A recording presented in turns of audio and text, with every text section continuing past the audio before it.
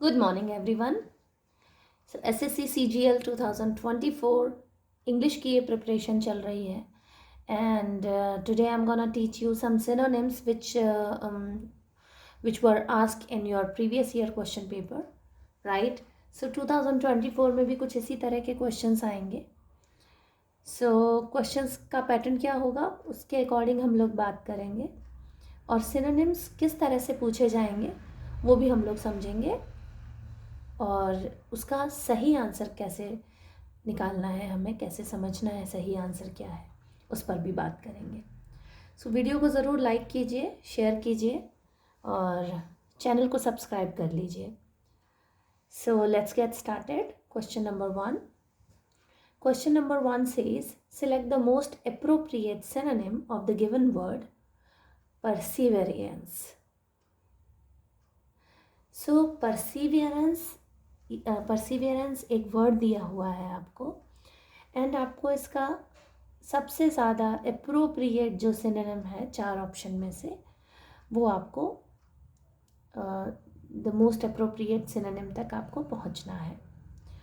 परसीवियरेंस जो है उसका मीनिंग एक्चुअली होता है डिटर्मिनेशन, मतलब आप कितने डिटरमाइन हैं, कितने आप किसी गोल को लेके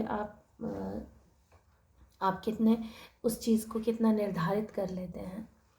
so that is determination. Resolution, आप जैसे न्यू ईयर रेजोल्यूशन आपने क्या लिया है, क्या आपने क्या ठाना है इस नए साल में.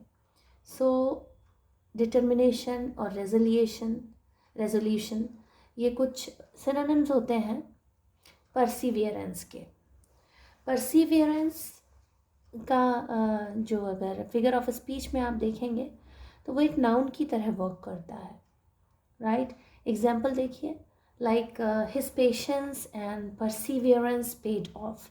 उसका जो पेशेंस था, मतलब उसने कितना संयम बरता, और परसीवियरेंस कितना वो ज़िद से अडिग होके अपने उस गोल के लिए प्रयास करता रहा, कोशिश करता रहा, तो दैट पेड ऑफ.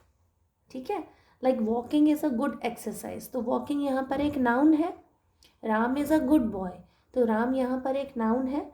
उसी तरह से परसीवियरेंस, हिज परसीवियरेंस पेड ऑफ. उसका जो परसीवियरेंस है उसने पेड ऑफ किया, मतलब उसे उसकी कीमत मिल गई. जो भी गोल उसने सोचा था वो गोल पूरा हो गया and that is perseverance. So 4 option आपको परसीवियरेंस वर्ड दिया हुआ है और 4 ऑप्शन आपके पास है. Discipline, tolerance, steadfastness and humbleness. ठीक है. इन सारे वर्ड्स का मीनिंग हम लोग देखेंगे. डिसिप्लिन जैसे आर्मी में डिसिप्लिन होता है. आर्मी के लोग जो होते हैं वो बहुत ही डिसिप्लिन के साथ में रहते हैं. So what does the discipline mean? Discipline means the practice of training people to obey rules or a code of behavior. एक behavior का जो code है, मतलब जो code of conduct है, आप कुछ नियम हैं, कुछ कायदे हैं, आप उन्हें obey करें, आप उन आज्ञाओं को मानें, तो इसे कहते हैं डिसिप्लिन. ठीक है. जैसे स्कूल में डिसिप्लिन होता है, बच्चों को सिखाया जाता है कि आप सब लोग डिसिप्लिन में रहेंगे. यू शुड, आपको एकदम क्लास में जो है एकदम डिसिप्लिन के साथ में रहना है, मतलब जो रूल्स एंड रेगुलेशंस हैं आपको उन्हें मानना ही है. ठीक है. सो डिसिप्लिन, परसीवियरेंस का मतलब डिसिप्लिन तो नहीं होता.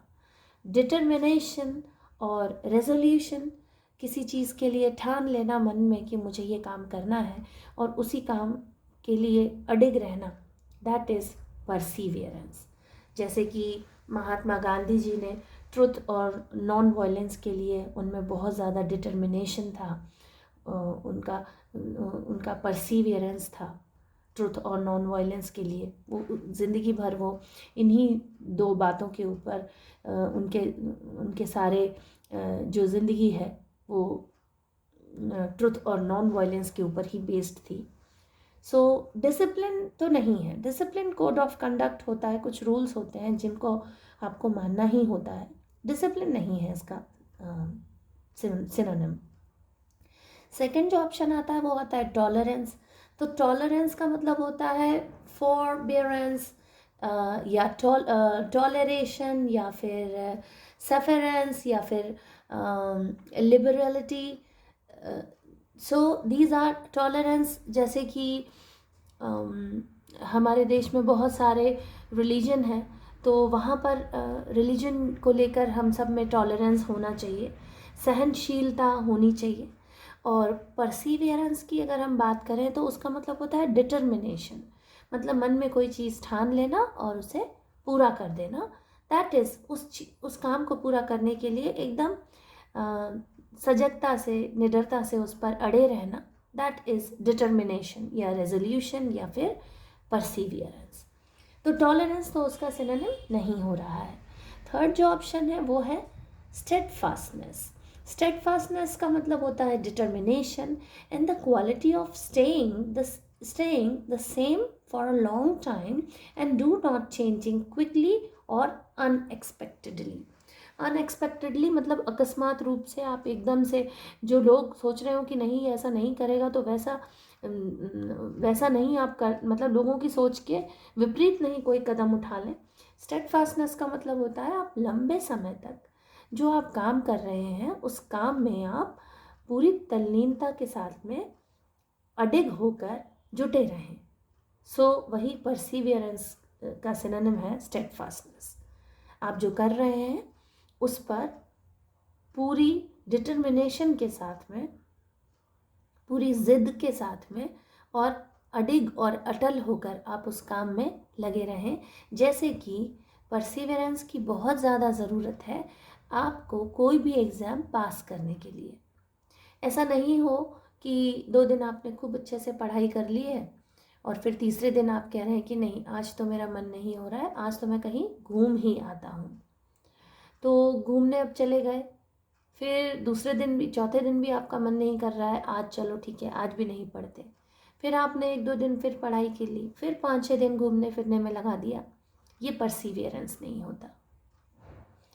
परसीवियरेंस या फिर डिटर्मिनेशन ये एक ऐसी क्वालिटी है जो आपको मोटिवेट करती है कि आप जब तक अपना लक्ष्य नहीं पा लेते तब तक कोशिश करते रहिए, बहुत ही नियमित रूप से। कितने अडिग हैं आप, कितने अटल हैं। सो दैट इज़ जो वर्ड आता है वो है परसीवियरेंस या फिर स्टेडफास्टनेस। ये स्टेडफास्टनेस ही इसका सिनोनिम है। हम्बलनेस जो चौथा ऑप्शन है उसे ज़रूर देखेंगे। हम्बलनेस मतलब होता है लोलीनेस। आप कितने लो हैं, कितने ज़मीन से जुड़े हुए व्यक्ति हैं, कितना हम्बल है। लाइक कई बारी तो जो कंपनी में काम करने वाले लोग होते हैं वो अपने बॉसेस के लिए यूजुअली कहते ज़रा कम ही हैं, लेकिन फिर भी कुछ बॉस बड़े हम्बल होते हैं तो उनकी तारीफ़ें भी होती हैं इस तरह से कि my boss is so much humble, बहुत हम्बल हैं वो। ठीक है। सो हम्बलनेस मतलब आप कितने ज़मीन से जुड़े हुए हैं, ये भी एक क्वालिटी होती है humbleness. Okay. So next question हम लोग देखते हैं। Select the most appropriate synonym of the underline word in the following sentence. एक सेंटेंस है, उस सेंटेंस में आपको अंडरलाइन वर्ड दिया है और उसका आपको सिनोनिम बताना है। So listening to the news of his father's illness. ये जो फादर्स इलनेस है ये इलनेस अंडरलाइन वर्ड है। This word illness is underline word. Okay. So his father's illness, Solomon left for home with a heavy heart। उसने जो सोमन है उसने अपने फादर की बीमारी की बात जब सुनी तो बड़ा ही हैवी हार्ट मतलब बहुत दुखी मन से, भारी मन से। अब हिंदी में भी उसे भारी मन ही कहते हैं। तो मन में ऐसा नहीं है कि 2 किलो का वज़न एक और रख दिया है और वो बड़ा, उसका मन बड़ा भारी हो गया है। Not like that. कुछ दुख है, कुछ चिंताएं हैं, इसलिए उसका मन भारी हो गया है। हैवी हार्ट का भी वैसा ही मीनिंग होता है। सो हैवी हार्ट मतलब बड़े दुखी मन से वो घर लौट गया। ठीक है, सो वर्ड है अपने पास इलनेस। इलनेस का सिनोनिम, फर्स्ट सिनोनिम दिया है disturbance, second sickness, third disintegration and fourth disorder. Simple सा है, बहुत आसानी से समझ में आ रहा है। डिस्टर्बेंस, इसका मतलब होता है डिस्ट्रप्शन या डिस्ट्रैक्शन। जैसे कि आप पढ़ाई करने बैठे हैं और आजकल शादियों का माहौल है, तो बड़े ज़ोर ज़ोर से गाने बज रहे हैं, तो बड़ा डिस्टर्बेंस हो गया ना आपको, मतलब किस डिस्ट्रप्शन हो गया, डिस्ट्रैक्शन हो गया, डिस्टर्बेंस। अब इलनेस, बीमारी मतलब डिस्ट्रैक्शन या डिस्टर्बेंस तो नहीं होता। सिकनेस, इलनेस, सिकनेस, ये दोनों ही सिनोनिम है। सिकनेस मतलब भी बीमारी, बीमार होना, बीमारी होता है, और इलनेस मतलब भी बीमारी होता है। ठीक है, यही है इसका सिनोनिम। थर्ड जो ऑप्शन है डिसइंटीग्रेशन, इसका मतलब होता है अडल्ट्रेशन या कोलास्प। डिसइंटीग्रेशन, अब देखिए इंटीग्रेशन मतलब होता है पूरा जुड़ा हुआ एक साथ, डिसइंटीग्रेशन मतलब बिखरा हुआ, अडल्ट्रेशन मतलब मिलावट किया हुआ कोई चीज़। ठीक है, कोलास्प मतलब टूटा हुआ, गिरा हुआ, बिखरा हुआ। ठीक है, सो डिसइंटीग्रेशन। ये जो ऑप्शन है, चार ऑप्शन, उनके भी हम लोग सिनोनिम देखते चलेंगे ताकि आपको समझ में आ जाए। कभी अगर इन वर्ड्स में से कोई सिनोनिम आए तो आपको तुरंत समझ में आ जाए कि ये तो इसका सिनोनिम है। अच्छा, फोर्थ जो आपका ऑप्शन दिया हुआ है वो है डिसऑर्डर। डिसऑर्डर मतलब होता है डिसऑर्गेनाइजेशन या केओस। केओस मतलब, केओस बहुत ज़्यादा शोर शराबे में भी वर्ड यूज़ करते हैं इसे, केओस। यहाँ तो पिक्चर हॉल में बहुत ज़्यादा केओस था। ठीक है, क्लासरूम में बहुत केओस है, और केओस मतलब बिखरी हुई चीज़ों के लिए भी हम लोग केओस वर्ड यूज़ करते हैं। जो चीज़ ऑर्गेनाइज नहीं हो, डिसऑर्डर में हो, राइट, मतलब एक मिली हुई तरीके से जमाई हुई चीज़ें नहीं हो, उसे हम केओस, वहाँ पर भी हम केओस वर्ड यूज़ कर लेते हैं। अच्छा, इलनेस जो होता है वो सिकनेस का या डिजीज़ का या एलमेंट का सिनोनिम है, तो राइट ऑप्शन हमारे पास में आ जाएगा sickness. Right, this sickness would be the right option. So sickness हमारे पास में एक सही जवाब इसका आ जाएगा, इलनेस का सिनोनिम है। Next question, select the most appropriate synonym of the given word mercy. Mercy एक वर्ड है और उसका आपको सिनोनिम ढूंढना है। तो चार ऑप्शन जो है वो है लेगेसी, क्लैरिटी, क्लेमेंसी या plurality. Right, fourth option is plurality. So first legacy, then clarity, then clemency, then plurality. इनके मीनिंग क्या होते हैं? पहले तो मर्सी का मीनिंग क्या होता है? मर्सी आपको पता ही होगा, दया के लिए आता है, माफ़ कर देने के लिए आता है। Right, mercy. So the word mercy generally refers to a compassionate or forgiving disposition towards someone who has the power to harm or affect you negatively. Let's explore the meaning of the related words you have provided. You means ये जो word है mercy, इसके लिए हम लोग synonym word ढूंढ रहे हैं। So first option है legacy. Legacy means this term refers to something handed down from the past, often from ancestors or predecessors, right? In the context of mercy, legacy could imply a history or tradition of compassionate and forgiving behavior. So legacy जो pass on करते हैं, परंपराएं, like French revolution का legacy क्या था? French revolution का legacy था freedom, fraternity and equality. ये उनके लेगेसी थे फ्रेंच रेवोल्यूशन का, क्योंकि फ्रेंच रेवोल्यूशन के बाद में जो आगे जनरेशन आई उसके लिए ये समझना आसान रहा कि इक्वलिटी क्या होती है, फ्रेटर्निटी क्या होती है, राइट, और फ्रीडम क्या होती है, स्वतंत्रता, समानता और भाईचारा। सो ये उनकी लेगेसी थी, मतलब जो पास ऑन कर पाए थे वो like something handed down from the past, often from the ancestors. उनके पूर्वजों से जो उन्हें मिला, तो दैट इज लेगेसी. अब लेगेसी तो इसका बिल्कुल भी मर्सी का सिनोनिम नहीं है.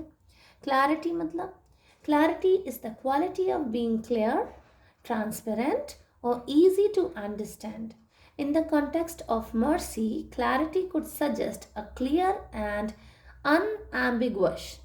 Ambiguous मतलब होता है अस्पष्ट, unambiguous मतलब स्पष्ट, right? So unambiguous demonstration of compassion or forgiveness, right? जो मर्सी है उसका मतलब होता है फॉरगिवनेस, माफ़ कर देना, माफ़ी है ना, क्षमा, दया, माफ़ी, राइट? सो मर्सी, फॉरगिवनेस. यहाँ पर क्लैरिटी मतलब तो क्लियर आइडिया होता है, ट्रांसपेरेंट, एकदम ट्रांसपेरेंट मतलब साफ दिखाई देने वाला, और क्लियर स्पष्ट, राइट, समझने में आसान. सो क्लैरिटी तो बिल्कुल नहीं है मर्सी का synonym. Clemency. Clemency means, clemency involves showing mercy or leniency, particularly in the context of granting forgiveness or reducing the severity of punishment. A rule of authority figure might grant clemency to a person facing punishment. Clemency जो होता है वो mercy का ही synonym है.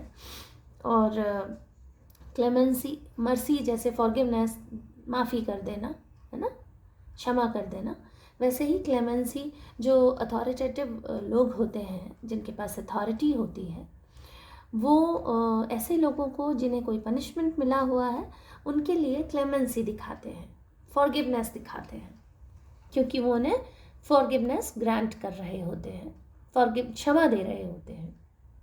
जैसे कि हमारे जो ब्रिटिशर्स थे, ब्रिटिशर्स जिन्होंने हमारे ऊपर रूल किया था, सो दीज जब हमारा प्रथम स्वतंत्रता संग्राम होता है, that is revolution, first revolution, Jhansi की रानी और तात्या टोपे, और उसमें बहादुर शाह जफ़र, ठीक है, और बहुत से बहादुर लोग इसे जो ब्रिटिशर्स सिपाही म्यूटनी कहते हैं, और हम लोग इसे प्रथम स्वतंत्रता संग्राम कहते हैं. तो सन 57 में, 1857 में जो रिवॉल्ट हुआ है, उसमें ब्रिटिशर्स ने बाद में क्लेमेंसी दिखाई. क्लेमेंसी मीन्स जो बहुत सीवियर पनिशमेंट जो दे रहे थे, बाद में जाके उन पनिशमेंट्स को कम कर दिया गया कि ठीक है भाई, चलो now we are showing clemency, हम फॉरगिवनेस ग्रांट कर रहे हैं अब आपको. बिकॉज उस वक्त इंडिया में ब्रिटिशर्स ही अथॉरिटी थे. बहुत सारी जगहों पे इंडिया में कई सारी जगह थी जहाँ ब्रिटिशर्स ने डायरेक्ट कब्ज़ा करके रखा हुआ था. सो वहाँ पर उन्होंने क्लेमेंसी दिखाई कि ठीक है, आपकी पनिशमेंट कम कर दी जा रही है, ठीक है, उन्होंने दया दिखाई, क्षमा कर दिया. सो क्लेमेंसी जो वर्ड आता है वो मर्सी का सिनोनिम है, राइट. प्लूरैलिटी जो आपका फोर्थ ऑप्शन दिया हुआ है, that plurality is actually, plurality typically refers to the state of being plural or the existence of multiple elements.